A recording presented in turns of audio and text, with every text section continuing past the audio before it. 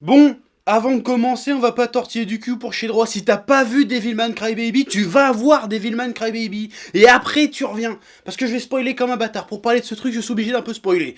Bon, en fait, je vais pas trop spoiler, mais je vais spoiler quand même. Donc il faut que tu regardes la série et que tu regardes le menu manga 46 sur Devilman aussi, pour comprendre d'où ça vient, c'est quoi le délire. Et après, tu reviens. C'est même pas une suggestion, c'est un ordre. Tu vas voir, après tu reviens. Voilà, et là t'auras un menu manga, tout ce qu'il y a depuis menu manga. Voilà, maintenant on va pouvoir commencer. Balance le générique.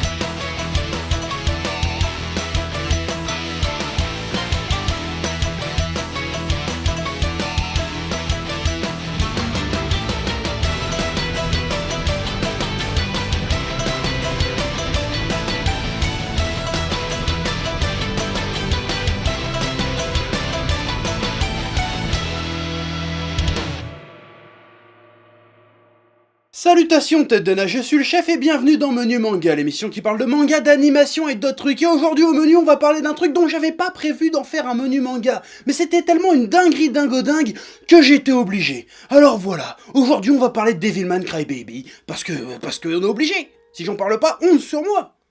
Ouais, j'ai bien l'impression que le meilleur animé de 2018 est déjà sorti alors qu'on est à peine à la mi-janvier. Ouais. Devilman Crybaby, diffusé sur Netflix et réalisé par Masaki Yuasa, réalisateur connu surtout pour le film Man Game et la série Ping Pong, réputé pour son style simpliste, psychédélique, ultra coloré et dynamique. Mais tu dois quand même te demander, mais qu'est-ce que c'est que Devilman Crybaby? Eh ben, je vais te le dire. Eh bien, c'est avant tout une nouvelle adaptation d'un manga ultra méga culte et d'une œuvre ultra méga majeure du manga, Devilman de Go Nagai ou Nagai Go, hein, tu dis ça comme tu veux. Si tu ne connais ni Go Nagai ni Devilman, je te propose de voir ou de revoir le menu manga 46 que j'y ai consacré. J'espère qu'avec cette vidéo, tu comprendras en quoi Go Nagai est un auteur important et en quoi Devilman est une œuvre majeure. Dans la vidéo d'aujourd'hui, on va bien évidemment aborder le mythe Devilman, les thèmes de Devilman, mais on va aussi surtout parler de cette série en tant qu'adaptation, parce que même si la série en tant que telle est excellente, elle en devient encore plus fascinante quand on prend en compte le matos d'origine. Quand j'ai appris que Netflix allait produire une nouvelle série Devilman, j'étais partagé. D'un côté, j'étais super content parce que Devilman est l'un de mes mangas préférés et que le fait que ce soit Netflix permettra à plein de jeunes freluques et ignares de jeter un œil à ce chef-d'œuvre. Mais j'étais aussi pas mal inquiet parce que Devilman a connu pas mal d'adaptations au fil des ans et elles sont loin d'être toutes de grande qualité, la plupart occultant le fond du manga pour se concentrer sur du pseudo-gore ou d'autres étant totalement purement marketing voire hors sujet. Ouais, c'est un peu un petit défaut de Go Nagai, hein. Il a tendance à prendre ses heures et à en faire des licences et de pas toujours très bien les exploiter. Ouais. Par exemple, on va pas parler de Devil Lady, qui est une purge absolue. Faut pas en parler de ce truc-là. Ouais. Et même le nom de Masaki Yuasa ne m'a pas forcément rassuré, parce que je connais le bonhomme que de réputation. J'ai pas vu ses films ou ses séries, à part les 1 ou 2 épisodes de Space Dandy qu'il a réalisé si je dis pas de conneries. Donc au mieux on peut dire que j'étais juste pas mal intrigué et quand même un petit peu inquiet, même après avoir vu les premiers trailers, qui pour moi au premier abord semblaient tomber dans les travers que je craignais. Ça avait l'air d'être surtout psychédélique et ultra violent, et surtout l'aspect qui me faisait le plus peur et qui va vraiment être le sujet de cette vidéo, ils avaient alors affiché la volonté de vouloir réactualiser l'œuvre, faire de Devilman une histoire contemporaine, une histoire des années 2000-2010, voire 2020. Mais c'est bon, t'as compris l'idée, ta gueule. Ouais. Et pour moi, c'était surtout sur ce point-là que la série prenait le risque de se péter la gueule. Mais paradoxalement, c'était aussi le point qui ferait que la série pourrait être tout à fait pertinente. Parce que c'est quelque chose que toutes les autres adaptations n'ont pas osé faire franchement. Même le film live n'a pas eu ces couilles-là. Jusqu'ici, les adaptations de Devilman faisaient en sorte de ne pas réellement définir leur époque. Et c'est certainement pour ça que ces adaptations restent assez superficielles sans doute. Parce que quand on parle de Devilman, le manga d'origine, pour comprendre à quel point il est osé, subversif, génial, il faut le contextualiser dans son époque. Parce que si un jeune trou de balle de 2000 ouvre un tome de Devilman aujourd'hui, il y a 90% de chances qu'il trouve ça mal dessiné, un peu niais, un peu débile, bref, nul à chier. Et même si j'aurais envie de le rosser, je ne pourrais pas trop lui en vouloir, parce qu'il lira ça avec un point de vue de son époque à lui. Mais si tu remets l'œuvre dans son époque, c'est-à-dire le début des années 70, tout prend son sens. Peur du nucléaire, guerre froide, racisme, crise politique, crise financière, révolution sexuelle, émancipation de la jeunesse, tout ça c'est dans Devilman. C'est une œuvre qui synthétise les difficultés et les questionnements de son époque avec un ton adaptation qui aujourd'hui peut paraître cucu mais qui était méga trash et osée en son temps. Nagai met en scène une héroïne qui veut à tout prix faire du sexe avec le héros, il fout même une romance homosexuelle. Bon, il la justifie un peu maladroitement vers la fin du manga, mais quand même pour l'époque, fallait oser faire ce genre de choses. Donc, comme je le disais, Devilman est une œuvre subversive dans le contexte de son époque, et quand tu réadaptes, tu réactualises une œuvre qui a plus de 40 ans, le défi c'est de garder cette subversion. Et c'est là toute la difficulté du bordel, parce que ce qui était subversif dans les années 70 n'est plus forcément subversif dans les années 2018. Hein, écrire des personnages féminins libérés et des romans homosexuels, aujourd'hui, ça n'a plus rien de transgressif. Hein, contrairement à ce que dit Twitter, c'est même devenu limite consensuel de faire ce genre de truc dans ces histoires. Nos jours, c'est presque devenu consensuel d'être progressiste. Mais c'est bien dans un sens, ouais. Mais pour moi, un des enjeux majeurs, un des défis majeurs de cette adaptation, c'était ça précisément, c'est de réadapter les enjeux, les messages, les réflexions de Devilman à notre époque actuelle. Mais en soi, les thèmes de base abordés dans Devilman sont suffisamment universels pour être transcrits aujourd'hui. Là où ça va jouer, c'est au niveau du ton, de l'angle d'attaque. C'est surtout et avant tout au niveau du traitement que ça va jouer. Et je t'avoue que j'avais un peu peur qu'ils se contentent de simplement relooker les persos façon fuckboy J-pop et de mettre des smartphones et des réseaux sociaux partout pour dire wesh, on est en 2018 les gros. Et au final, ils ont fait ça. Mais ils se sont pas contentés de ça. Parce qu'il est évident qu'il fallait aborder la fascination que suscitent les réseaux sociaux, les nouveaux médias et tout ça. C'est un aspect incontournable de notre époque. Ce que je veux dire, c'est qu'il ne fallait surtout pas se contenter de transposer l'univers de Devilman à notre époque, parce qu'en soi, ce ne serait pas pertinent. Parce qu'au risque d'être chiant avec ça, Devilman utilise et joue avec des archétypes des années 70. Les trois héros que sont Akira, Miki et Ryo sont des personnages qui, dans le contexte du manga, sont en avance sur leur époque. Dans le contexte des années 70, c'est pertinent de faire de Miki une rebelle garçon manqué, par exemple. Et j'ai l'impression que dans cette adaptation, ces trois personnages sont toujours en décalage avec leur époque, mais ils ne paraissent plus en avance, ils paraissent presque désuets et ringards. Pour reprendre l'exemple de Miki, dans cette version ce n'est plus du tout une rebelle, c'est la fille modèle, et quand elle dit aux gens de s'aimer les uns les autres, bah tout le monde se fout de sa gueule en lui disant que c'est qu'une idéaliste, que le monde marche pas comme ça. C'est un peu pareil pour Akira, qui dans le manga est plus montré en héros sans peur et sans reproche, alors qu'ici, il est aussi entre un idéaliste pur et fragile et un gros bourrin que tard à l'ancienne. La seule exception du trio reste Ryo, qui est sûrement le plus différent de sa version d'origine. Il passe d'idéaliste déterminé à un gosse de riche désabusé qui veut avoir juste le contrôle sur tout. Et c'est vraiment le point que je trouve le plus intéressant avec cette adaptation, c'est que ça déconstruit toutes les bases posées par le manga et en reconstruit des nouvelles pour les adapter aux propos, au contexte de son époque, tout en respectant l'esprit d'origine. Et ça c'est plutôt balèze. Yuasa se permet même de rajouter des composantes et des thématiques très intéressantes dans le contexte actuel à son Devilman. Je le dis souvent contexte actuel, mais c'est l'idée générale, donc je vais me répéter souvent. Et c'est pour que tu comprennes, parce que je sais que t'es un peu abruti. Mais c'est pas de ta faute. Déjà, il parle un peu plus directement d'immigration, de métissage, hein, le père de Miki étant américain, ou en tout cas occidental. Blanc quoi, si tu veux, hein. Elle se démarque des autres parce que métisse, parce que différente, et ça la rend exceptionnelle quand tout va bien, et ça fait d'elle un ennemi quand tout va mal. Et je trouve ça plutôt bien vu et très pertinent d'aborder cette question, même brièvement dans une histoire telle que Devilman. Bon, pour moi, Nagai aborde aussi cette question, ce sujet, avec les Devilmen dans le manga d'origine, mais c'est plus imagé et sujet à interprétation. Ici, c'est vraiment plus frontal, on ne peut pas ne pas le voir, à moins d'être inconfini.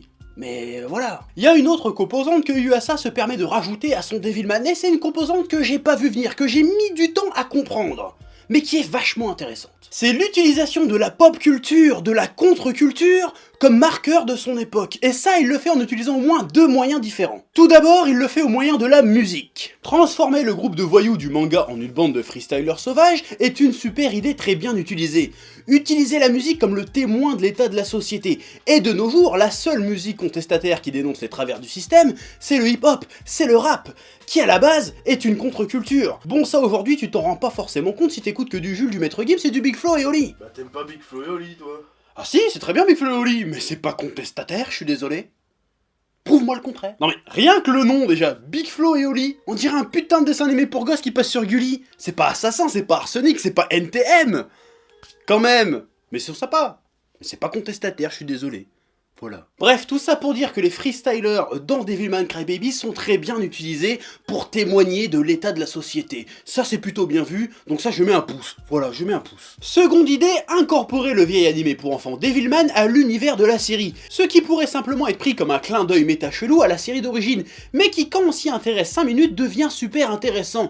Dans la série, l'apparence du Devilman de la vieille série a directement un impact sur l'apparence du Devilman de l'histoire. Et selon moi, c'est loin d'être anodin. Est-ce que que ce ne serait pas une façon de nous dire que l'état actuel de la société n'est que l'héritage des générations précédentes? Par exemple, c'est une idée, pourquoi pas? Est-ce que ce serait pas pour questionner notre rapport à la pop culture? À son impact sur la génération actuelle? Pourquoi pas? Vu l'utilisation du dessin animé Devilman, du personnage de Devilman dans la série, est-ce que ça nous questionnerait pas aussi notre rapport aux icônes? Ah, ça devient intéressant là. Ouais. Si tu regardes bien sur les 10 dernières années, peut-être même un peu plus, c'est quoi qui cartonne le plus dans la pop culture? C'est les super-héros, dont la plupart ont été créés il y a plus de 50 ans, et encore aujourd'hui, ce sont des icônes qui représentent la paix, la justice et l'espoir de lendemain meilleur. Les Batman, les Superman sont des personnages du passé, on les idolâtre encore aujourd'hui. La question à se poser, c'est pourquoi? Peut-être parce que même si l'époque est différente, les questionnements, les grands problèmes de notre société, eux, sont toujours les mêmes. Bon, là je pars un peu en mode branlette, mais en vrai, si c'est ça l'idée, tu me dis pas que c'est pas vachement classe? Bah bien sûr que si, c'est vachement classe. Ouais. Le Devilman de Crybaby essaye de devenir ce symbole de justice et de liberté que le Devilman super-héroïque du vieux dessin animé, et il échoue à l'être. Est-ce que ça serait pas pour nous dire que la pop culture a échoué, que les auteurs comme Nagai ont échoué à vouloir nous inspirer, nous avertir qu'on prenait la mauvaise voie? Bon, ok, je suis parti au full branlette, mais en vrai, ça serait pas classe? Si. Et je me demande aussi si l'utilisation de l'ancien Devilman serait pas aussi un autre moyen d'exprimer une idée forte de la série, l'idée de cycle, de recommencement, de passage de relais. Un autre ajout de Yuasa par rapport au manga, c'est d'avoir fait des héros des coureurs de relais. J'avoue qu'au début j'ai trouvé ce choix étrange, mais au fur et à mesure ça prend tout son sens. Et c'est un bon moyen de mettre en scène cette idée de cycle, qui est déjà très présente dans l'univers du Devilman d'origine. Quand tu connais la fin du manga et que tu as vu la fin de la série, la métaphore du relais devient évidente, peut-être même too much, mais ça marche. Tu peux y voir tellement de sens possible. Bon là ça va partir en full branlette, je préfère te prévenir. Ça pourrait représenter l'idée de la nouvelle génération qui court sans cesse pour passer le témoin laissé par l'ancienne génération, mais qui vont trop vite, et puis du coup ils font des conneries, ils répètent le cycle et tout recommence, c'est bien. Ouais, le témoin ça pourrait représenter, je sais pas moi, l'amour, l'espoir, et qu'ils essayent de le transmettre, mais qu'ils aient du mal à le transmettre à cause de la compétition, de toujours vouloir devenir le meilleur. Ouais, la vie n'est-elle pas finalement qu'un éternel recommencement? Globalement, je trouve que cette nouvelle adaptation va plus loin que le manga d'origine, plus loin dans la violence, plus loin dans la folie, plus loin dans la critique de la société, plus loin dans l'émotion, et c'est ça le plus important, ouais. Le parallèle fait entre les Devilmen et les changements dus à l'adolescence par exemple, le Akira Fudo, il ne se contente pas ici de devenir un simple badass, non, tous ses bas instincts sont exacerbés à l'extrême, il veut du cul et de la violence, et certains reprocheront certainement à la série d'être un peu trop portés sur le sexe, mais c'est totalement pertinent au vu du sujet. Ici on parle de l'humanité et de ses travers. Et pour en parler, faut d'abord définir ce qu'est être un être humain. Et c'est en grande partie ça la quête d'Akira, qui en se transformant passe par tous les états possibles d'un humain, surtout les pires, et il sera également témoin du pire de l'humanité. Jalousie, envie, colère, avidité, peur, luxure, etc. Il en viendra même à se demander ce qui différencie vraiment les démons et les humains. Et pour finir, il se rendra compte que ce qui le rend humain, c'est avant tout son empathie, sa capacité à souffrir pour les autres, à les comprendre. C'est pour ça qu'il chiale tout le temps. C'est tout l'enjeu de son combat, de l'histoire, il veut transmettre son empathie au monde entier, et surtout à Ryo, le transmettre tel un témoin de ce qui fait l'humanité, afin qu'on puisse tous se comprendre. Et Ryo finira par le comprendre, et à la fin on saura que même le diable peut pleurer. Mais ça, comme tu le sais, il l'a compris trop tard. Comme nous-mêmes, nous le comprendrons sans doute que trop tard. Il faudrait que la fin du monde vienne pour qu'on puisse enfin se comprendre. Et ça, c'est grand putain, c'est grand! Ouais. Ce qui est dingue avec cette idée-là, c'est que c'est à la fois super idéaliste et niais, et en même temps complètement nihiliste et froid, c'est génial. Bon, et est-ce que je dois forcément parler des épisodes 8, 9 et 10? Parce que là... c'est trop, j'ai envie de dire, c'est trop. Le coup avec les parents de Mickey est pour le coup très différent du manga, mais bordel qu'est-ce que c'est puissant. Pourtant je suis pas un fragile, hein, mais là putain j'étais pas bien. Cette scène est magnifique. Elle m'a même plus marqué que la mort de Mickey, qui est pourtant géniale dans la série, hein, et qui dans le manga est une des scènes les plus dures que j'ai lues, et que je mets même au même level de génie que l'éclipse de Berserk, oui à ce point-là. Mais la scène de l'épisode 8, waouh! Juste waouh de ouf! Waouh! L'animation, la mise en scène, le jeu des seiyuu, tout est putain de grandiose. Cette scène est tellement dure, tellement puissante que j'ose presque pas la revoir. Ça, c'est une grande scène, bordel. Bon, j'ai pas mal parlé du fond, et je pourrais encore continuer assez longtemps tellement il y a de choses à dire. Mais j'ai quand même parlé un petit peu de la forme, qui pour moi est putain d'exceptionnelle. Mais pour une raison que j'ignore, il y a un paquet de gens qui disent que l'animation est naze, voire à chier, et complètement aux fraises, et qu'il faut passer outre pour apprécier réellement la série.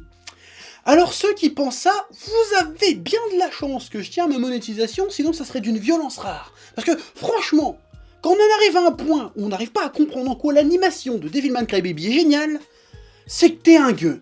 T'es un gueux. C'est trop fin, c'est un mets trop délicieux, trop fin pour tes papilles. Tu n'es pas digne de regarder ce genre de série. Casse-toi, va jouer au hobby, fais autre chose. Tu sers à rien. En vrai, je te le dis. La réalisation et l'animation de Devilman Crybaby est brillante. Et je ne comprends pas qu'on ne puisse pas comprendre. Sans déconner. Alors oui, c'est très exagéré. Oui, parfois c'est un peu grotesque. Oui, c'est très psychédélique et c'est coloré de partout. Et parfois les proportions sont un peu en freestyle. Mais comment ne peut-on pas comprendre que c'est absolument volontaire, que c'est fait exprès, que ça sert le message, le propos du délire?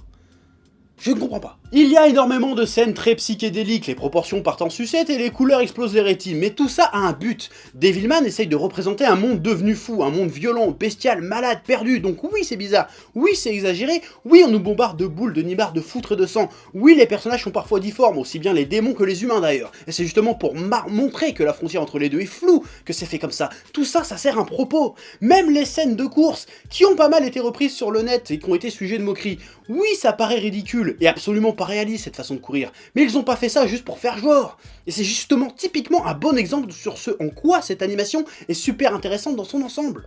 Ouais, déjà, et ça on en a un peu parlé tout à l'heure, la série assume pleinement son héritage du manga et aussi de la série des années 70 d'animation, un peu en mode Bioman, et ça se ressent aussi dans l'animation ça. Je ne sais pas si tu as déjà eu l'occasion de mater de vieux animés de cette époque, mais ils ont un charme particulier. Alors certes, l'animation est rarement exceptionnelle de réalisme et de fluidité, mais c'est pas l'objectif. Les animés de cette époque étaient produits avec 3 bouts de ficelle, fallait faire vite et efficace. Les animations n'étaient donc pas pensées pour être belles et réalistes, mais pour faire ressentir et comprendre des choses avant tout. Il s'agissait de faire comprendre l'essentiel des choses qu'on voulait raconter, des émotions qu'on voulait faire passer avant tout. Montrer la colère, la puissance, la vitesse, la peur, etc. etc. Et cette course d'Akira, c'est carrément ça. Non seulement on cherche à montrer de manière impactante qu'il va super vite, mais en plus on accentue aussi le fait qu'il n'est plus humain. Il court quasiment à 4 pattes comme une bête féroce qui chasse sa proie. La série parle d'humanité, c'est vachement pertinent comme choix. On peut même pousser la branlette plus loin si on veut. Si on part du principe que la course de relais représente le cycle de vie de l'humanité sur Terre, le fait que les coureurs deviennent des bêtes pour aller plus vite et être les meilleurs est une super métaphore pour dire que l'abandon de notre humanité précipitera notre perte. Alors oui, cette manière de courir est rigolote et peut-être un petit peu ridicule, mais quand on regarde un animé, il faut se poser des questions, contextualiser le choix, faut se poser la question de pourquoi ils ont choisi de faire ça comme ça et pas autrement.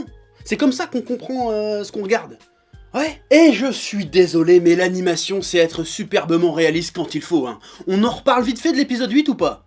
On en reparle? Bon, on va en reparler. Alors que jusqu'ici l'animation et la réal étaient folles et psychédéliques, bah c'est quasiment pas le cas tout le long de cet épisode. Ici les plans sont posés et l'animation est sobre et réaliste. Le monde n'est plus en passe de devenir fou, il l'est devenu. La folie est devenue la norme, la réalité. Dans ce contexte, à quoi bon exagérer?